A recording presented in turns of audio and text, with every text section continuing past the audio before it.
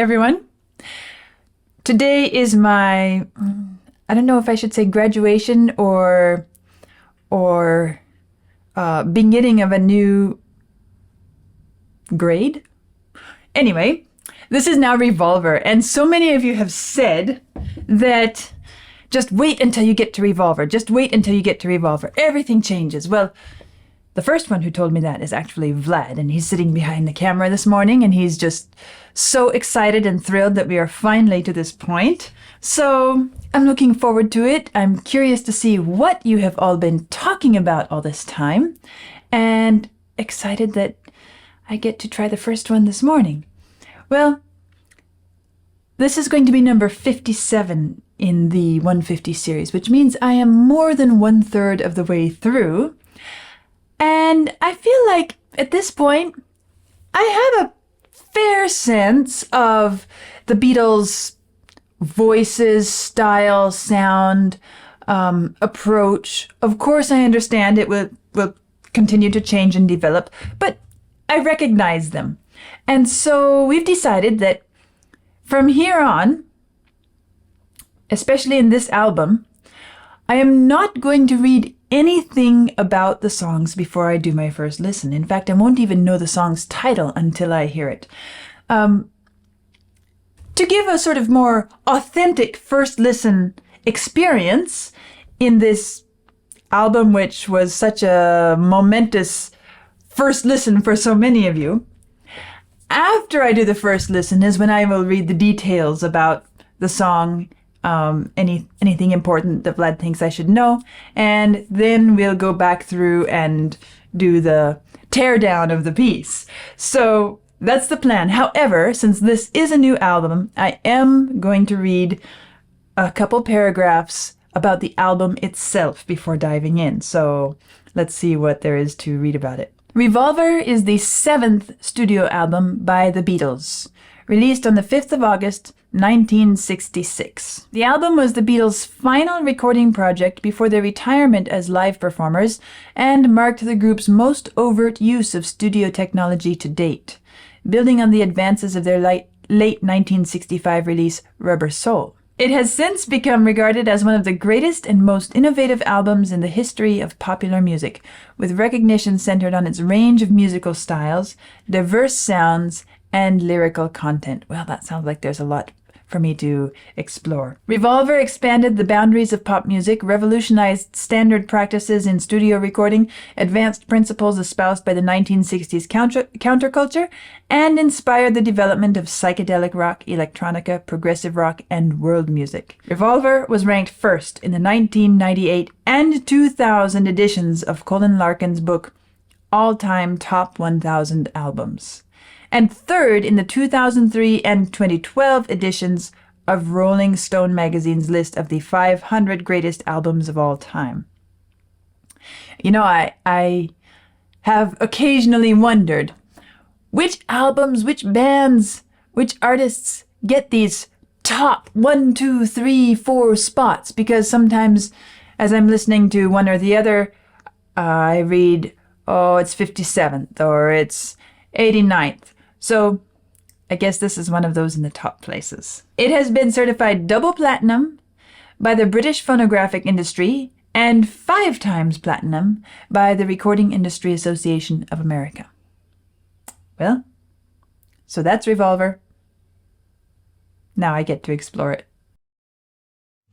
1, 2, 3, 4. 1, 2.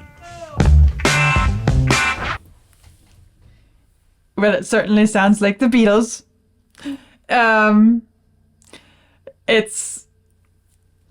guess I know quite a few people would feel like the sentiments expressed in this song. Okay. Well, what fun. It does sound like the Beatles. It does.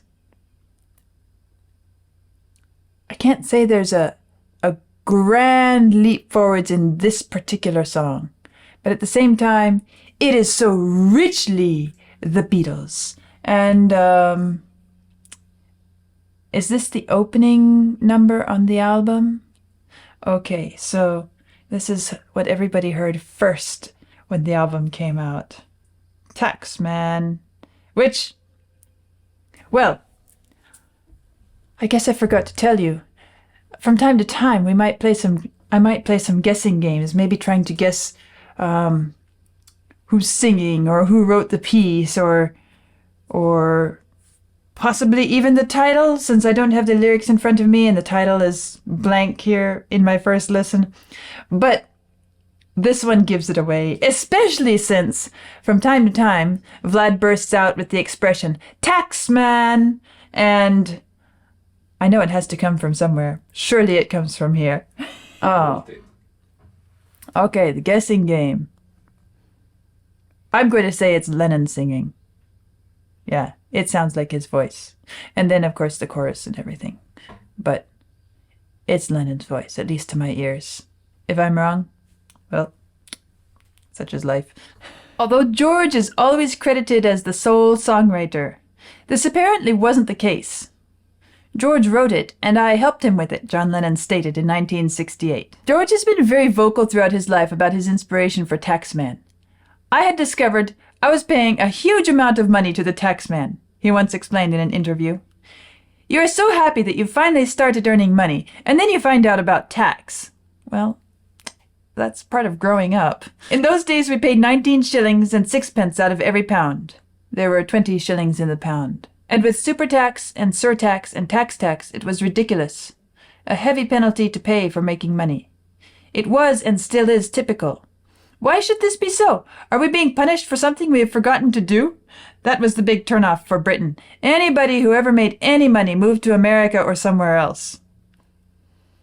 Well, even here in America we complain about the taxman. Taxman was very George, stated Paul, adding, in business meetings, the solicitors and accountants would be explaining to us how things worked.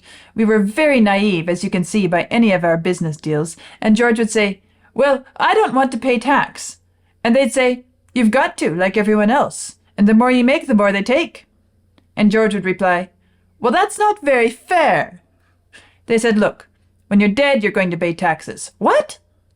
Death duties. So he came up with that great line, declare the pennies on your eyes, which was George's righteous indignation at the whole idea of having got here, made all this money, and half of it was about to be removed by force. I guess in any structured society, practically every person has to experience this at some point in their life. And, well, as I said, it's part of growing up. You have to pay taxes. Okay, let's go back and listen and tear the piece apart and have some fun with it. 1, 2, 3, 4. 1, 2. That is such a weird opening. What am I hearing in the background here? 1, 2, 3, 4. 1, 2.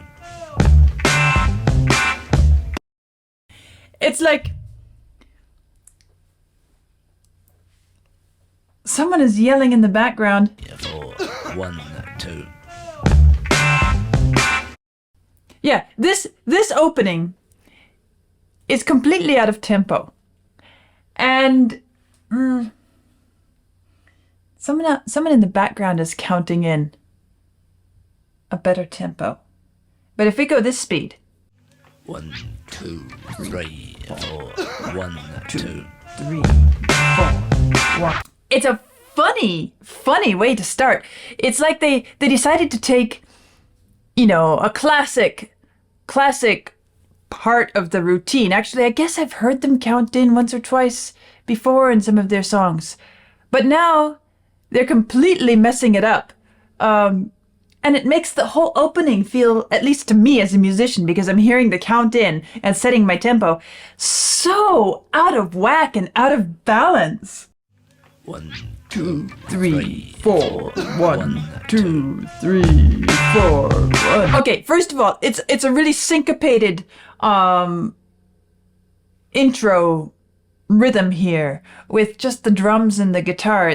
You feel that syncopation strongly, which gives it enough quirkiness on its own. But then to count it in at a wrong tempo,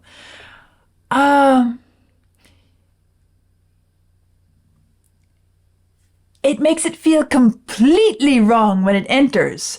I mean, look, I'm a music teacher. If I had a student counting in a piece which I do sometimes, at a wrong tempo, and then take off at a completely different tempo, I'm going to be screaming, "Stop! You've got to get yourself together and make sure you really know what you plan to do." Well, clearly they knew what they were doing. But it makes everything feel wrong about it, which I suppose is the point.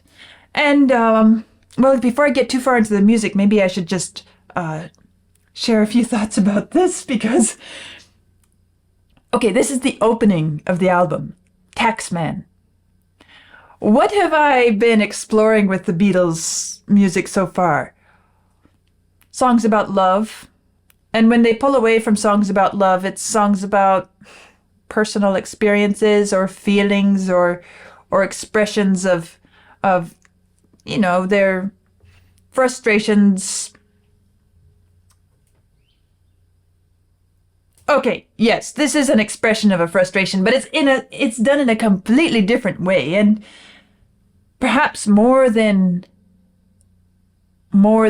musical development in this song. Perhaps that's the biggest change that I notice, is that this is kind of told from, well, it is. It's as I'm looking at the lyrics, it's not told from my personal perspective. It's not I'm fed up, I want to, go burn down your house, or I'm yelling at you, I saw you, you were there. This is, let me tell you how it will be. Not me.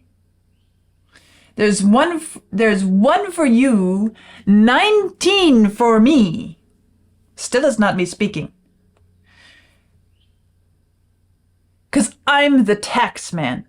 This is the Taxman. He's like some evil ogre, with a frowny face and dark scowl and he walks with a limp or something because the music just gives that, especially with this wrong counting in. It just makes me feel like he's some really unpleasant old character coming to my door and telling me how life is going to go, and I don't want to see him.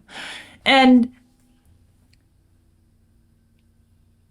it's great. It's for the topic. It's so good. It gives you this feeling of unpleasantness about it. In a way, it kind of reminds me of that Queen song, Death on Two Legs. Well, that one was even more from a personal perspective than this one. This one is clearly creating a character and presenting the song as that character, which is kind of cool, because not only did they do that, which is kind of different from what they've been doing, but they did it really well immediately from the beginning with this crazy weird count-in. We hear this character who can't even count right, and yet he's demanding our money. 1, 2, 3, 4. 1, 2. Yes, and now that I'm listening again and knowing that this is a George Harrison song, it's not Lennon's voice. It's George Harrison's voice. And maybe if I had been trying to pay attention to that while I was listening, but I was just taking the whole thing in. I wasn't really focusing on whose voice is whose voice. So, yeah, I was wrong. Such is life. There's one for you, 19 for me. Ouch. So, one of the things I'm noticing harmonically, melodically about this, it's kind of static in a way. It doesn't really go somewhere. again, it suits the topic. I mean, the taxman is always here. He's always digging into our pockets, right? And somehow when we get to this, well, okay. Let me tell you how it will be. Okay, fine. There's one for you, 19 for me, which is basically the same melodic line. 'Cause I'm the taxman. It's a short little insertion, but it kind of echoes the same shape. Yeah, I'm the taxman. This one really stands out to me musically because we start to feel this kind of despair in the melody, in the music. There's no going anywhere. There's no excitement. There's no eagerness.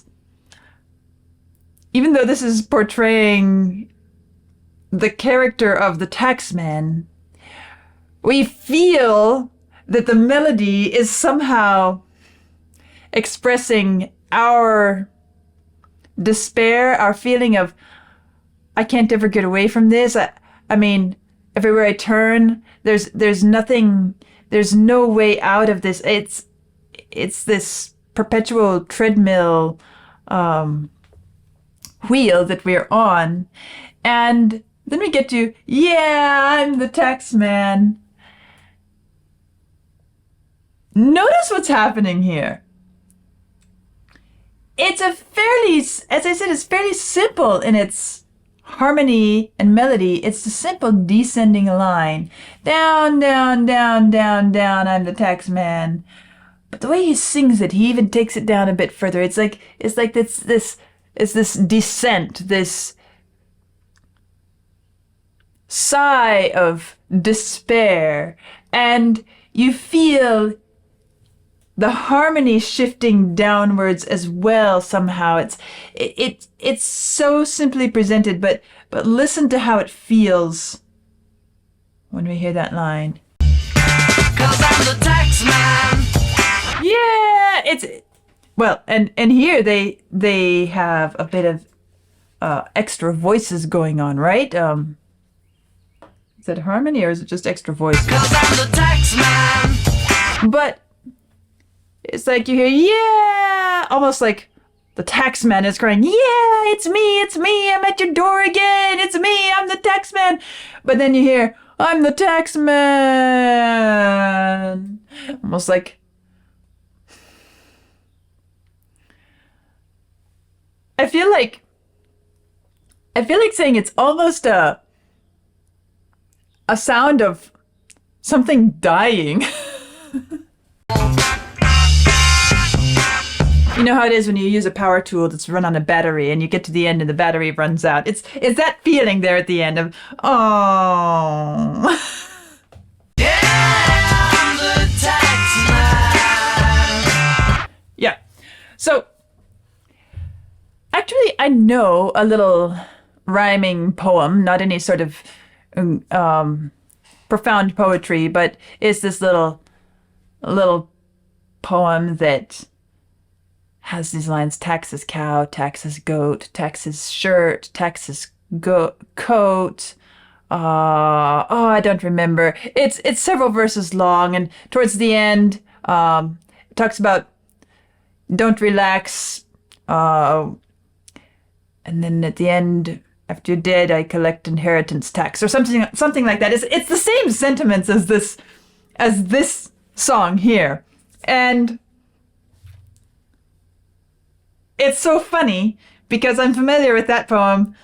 I've never heard this one, and to hear that, yeah, these sentiments are universal. As I said, it's just we all feel that way, but I'm a bit astonished at the tax rate here. One for I get to keep one, and I have to give 19 to the taxman. Well, here in America, those of us complaining about taxes, no matter how steep they are, I don't think we ever pay that much. So I should be a little bit more grateful. Anyway,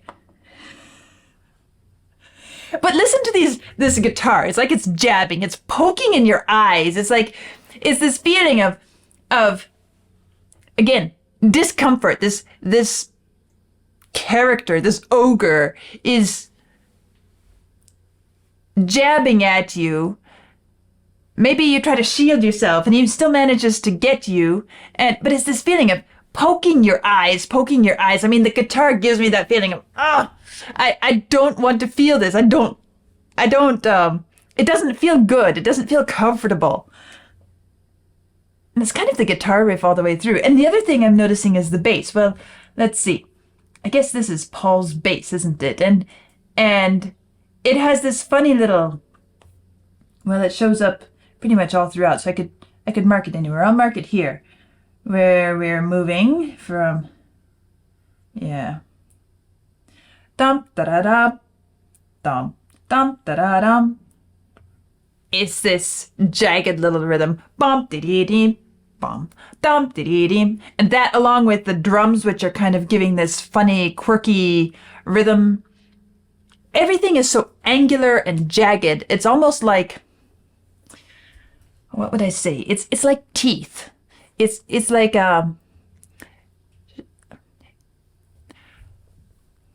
well, let me give a funny illustration. My little girl has a storybook right now, which has this picture, a cartoony, funny painting of a crocodile or alligator, and it shows this zigzag teeth. It's exaggerated. It's funny, right? But it gives me this kind of zigzag, I guess we could say sawtooth feeling in the whole musical makeup of this piece.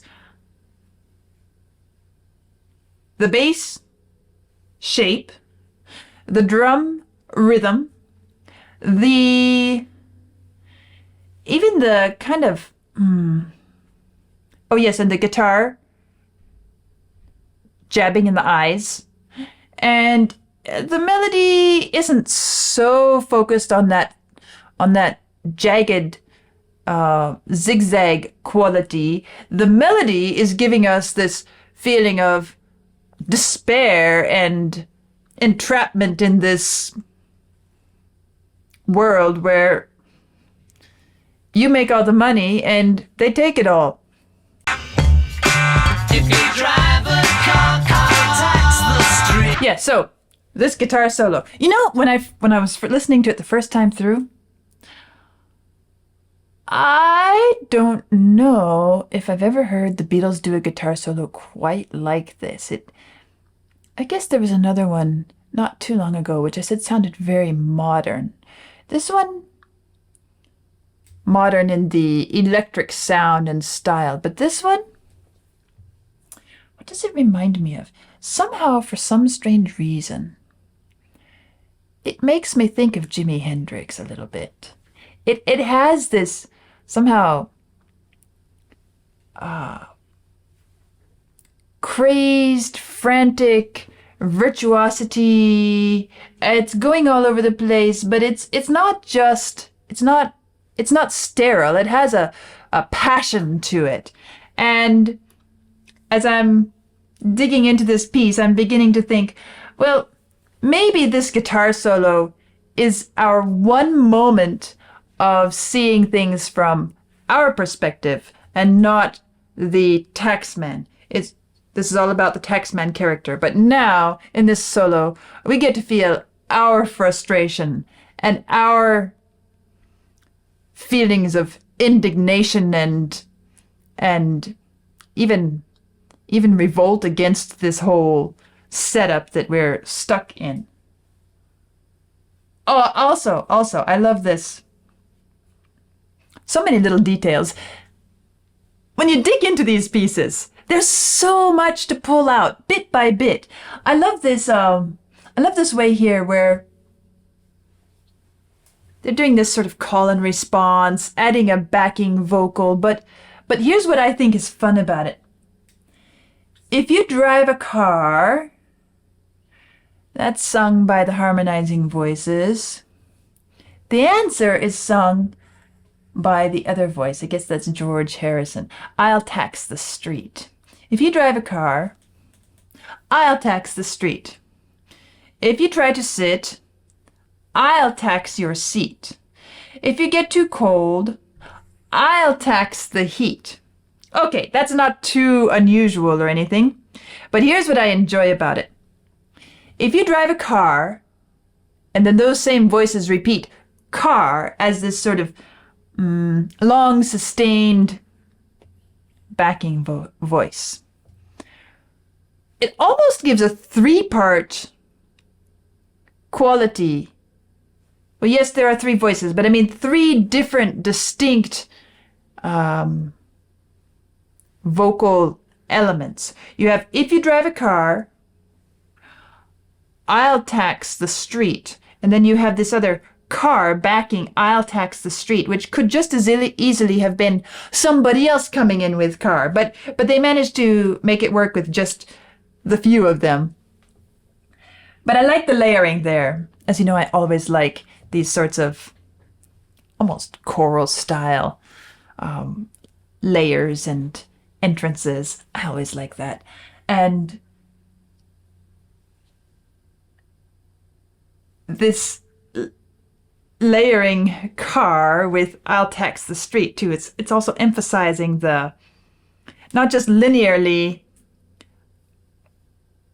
sequentially, the thought, the idea, the fact, but also vertically, we have car and I'll tax the street stacked one upon each other. And so it's as if they're inseparable. You can't get one without getting the other.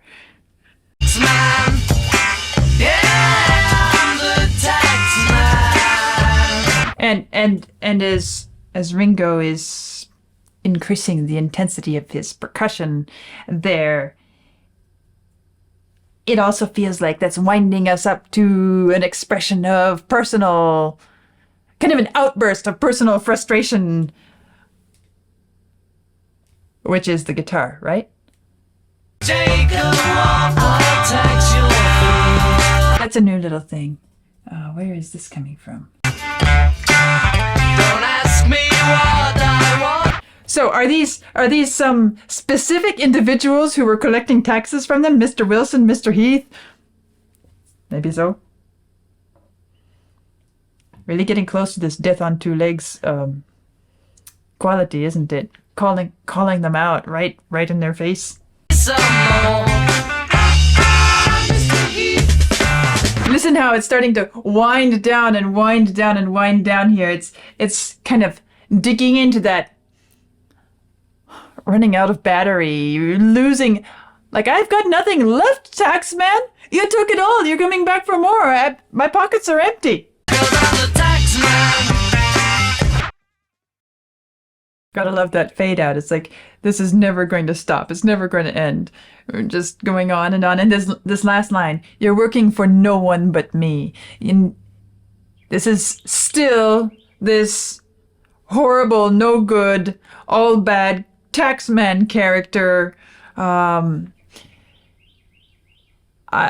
have nothing left. I'm being sucked dry, and you're working for no one but me. Well, okay then. And it goes on and fades off into the future, and that's life as long as you live and after you die. So this is how the Revolver opens. And now I'm curious, where did this title Revolver come from? Because this is not, the opening song has nothing to do with Revolver. Is there going to be some clue on the album? Or There's is no Revolver song. Or is it just some title they came up with and you have to decide what's meant by Revolver? Well, at this point, I feel like this is maybe a revolving door that goes round and round and round, and go in, pay your tax, come out, go back in, pay your tax again, come out, go back in. Yeah. Anyway, so there we have my introduction to the Revolver. And I guess I feel like it's a great opening. It really catches my attention. I'm trying to imagine being someone who, heard everything was crazy about the Beatles way back when, and now I get the Revolver, and this is the first thing I hear. It's not a love song. It's not an anti-love song. It's not a revenge song. It's not a personal expression of feelings song. It's Taxman. I'm sorry, Beatles. You grow up, you start making money, you start paying taxes. As George said, it's just the way it is.